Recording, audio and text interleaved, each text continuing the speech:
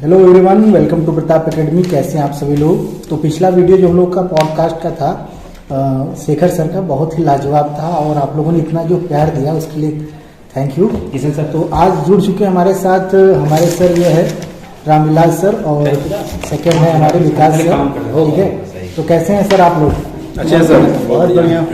ठीक है, तो रामविलास सर जो है जीव विज्ञान के मास्टर हैं और ये हमारे जो है रासायनिक विज्ञान के मास्टर हैं, यानी ये बायोलॉजी और ये केमिस्ट्री और मैथ आप तो जान ही रहे हैं। तो बताइए सर, कई बच्चों को बायो जो है समझ में नहीं आता है या बायोलॉजी उनको नहीं समझ में आता है और केमिस्ट्री, ये दो ऐसे सब्जेक्ट हैं कि बच्चों को समझ में सही से आता नहीं है।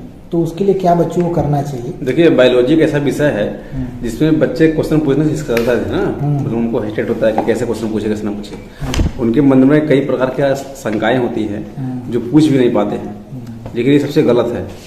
अगर जो भी डाउट है आप टीचर से पूछिए, और खास तौर से तो टीचर ये सोचता है कि बच्चों के लेवल पर वो क्या पूछ सकते हैं बच्चे, उससे वो बताने का प्रयास करते हैं। लेकिन फिर भी अगर एक्स्ट्रा क्वेश्चन आता है तो पूछिए, क्योंकि अगर डाउट रहेगा लाइफ में तो फिर आप आगे सक्सेस नहीं हो पाएंगे। हाँ, तो ध्यान दीजिए, सबसे पहला यहाँ पे इन्होंने जो सर ने बहुत ही खास बात बोली कि प्रश्न करना आपको सीखना पड़ेगा। ठीक है, तो प्रश्न जहाँ करेंगे वहीं पे आपको उत्तर मिलेगा, इसीलिए प्रश्न उत्तर आपको दिया जाता है कि प्रश्न का उत्तर, प्रश्न करिए उत्तर पाइए। ठीक है, तो बात करते हैं विकास सर से। तो विकास सर, कुछ बताइए केमिस्ट्री के बारे में कि एक ऐसा एक सब्जेक्ट है, क्यों बच्चे इसमें कम नंबर पाते हैं या रुचि नहीं ले पाते हैं, क्या समस्या है? बिल्कुल सही कह रहे हैं सर, संजय सर आप। जैसा कि आगे सर ने भी बताया कि क्वेश्चन पूछने से लोग डरते हैं। क्वेश्चन पूछने से डरना नहीं चाहिए, क्योंकि कई बार होता है हम क्वेश्चन मन में आता है लेकिन पूछ नहीं पाते हैं, या पूछते हैं तो सोचते हैं कि क्या पूछें, कैसे पूछें। तो पहले क्वेश्चन करना आप सीखिए। जब आप क्वेश्चन करेंगे तो आपको क्वेश्चंस के आंसर मिलने जाएंगे। जब आंसर मिलने लगेंगे तो आप उस चीज़ को समझिए कि आखिर वो बताया क्या जा रहा है। अगर आप उसकी चीज़ों को समझने लगेंगे तो फिर आपको बाकी चीज़ें समझना आसान हो जाएगा। और सबसे पहले कोई भी सब्जेक्ट आप पढ़िए, चाहे कोई भी सब्जेक्ट हो, पहले आप बेसिक पे ध्यान दिया करिए कि बेसिक को कैसे हम पढ़ें। जितना अच्छा से आपको बेसिक क्लियर होगा उतना ही अच्छे से आपको मैटर समझ में आएगा, क्योंकि बड़े मैटर कुछ बड़े नहीं होते। जो हम बड़े टॉपिक पढ़ते हैं हमें लगता है कि ये टॉपिक बहुत बड़ा होगा, लेकिन टॉपिक बड़ा नहीं होता है। उसमें वो छोटी छोटी जो बेसिक चीज़ें वही इन्वॉल्व होती हैं, और जब बेसिक छूट जाता है तो फिर बड़ा चीज़ वैसे ही नहीं आने वाला है। तो चीज़ों को समझने पर ध्यान दिया करिए, रट्टा मारने को नहीं। ठीक है, दूसरी बात की आपको केमिस्ट्री है और उसमें अगर बाद में से 12th में या फिर 11th में बच्चे पढ़ेंगे तो डाउट ज्यादा आ सकता है। पहले स्टार्टिंग से अपना बेस तैयार करना पड़ेगा। बेस क्या है केमिस्ट्री के बारे में बहुत ज्यादा होता है कि केमिस्ट्री आप किसी भी लेवल पे छोड़ नहीं सकते। आपको जो 9th में आप पढ़ेंगे उसका एप्लीकेशन आपको 10th में मिलेगा, फिर 10th का एप्लीकेशन 11th में मिलेगा, 11th का एप्लीकेशन 12th में मिलेगा। तो आप किसी भी चीज को बीच में आप ब्रेक नहीं कर सकते कि 10th पढ़ लिए तो फिर छोड़ दिए, क्योंकि अगर वही बेसिक है जो 12th तक की केमिस्ट्री होती है, बेसिक केमिस्ट्री है। अगर इसमें भी जो इम्पोर्टेंट होता है वो 10 और 9th 10th होता है।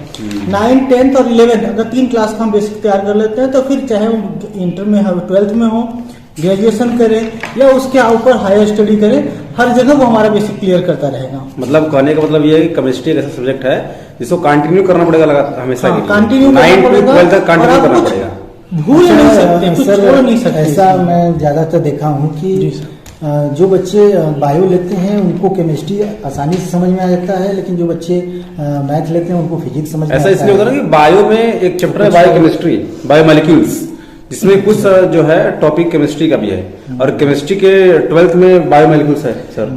कार्बोहाइड्रेट प्रोटीन नहीं है केमिस्ट्री में, बायोलॉजी भी होता है, फिजिक्स भी है। आप अफवाह कर सकते हैं कि कई सारे बच्चे न्यूमेरिकल पढ़ने में आता है कि हाँ, ये नॉर्मली देखा जाता है कि केमिस्ट्री जो बच्चे पढ़ते हैं, तो केमिस्ट्री पढ़ने वाले बच्चे ज्यादातर बायोलॉजी के होते हैं, क्योंकि बायोलॉजी लेने का उनका मतलब ये होता है कि उनको मैथ नहीं करना होता है। और फिजिक्स में वो एक तरह से कह सकते हैं कि मैथ की सिस्टर है। फिजिक्स में का 50 से 60% मैथमेटिकल चीजें होती हैं, और वो मैथ से ही तो भाग के बायोलॉजी में गए हैं। तो इसलिए वहां पे फिजिक्स छोड़ने के लिए तो फिर ऑप्शन बच जाता है कि अगर मैथ नहीं आ रहा है तो फिजिक्स भी नहीं आएगा, तो फिर ऑप्शन बचता है कि फिर केमिस्ट्री पढ़ लें हम। इसलिए बायोलॉजी वाले बच्चों का केमिस्ट्री थोड़ा अच्छा होता है।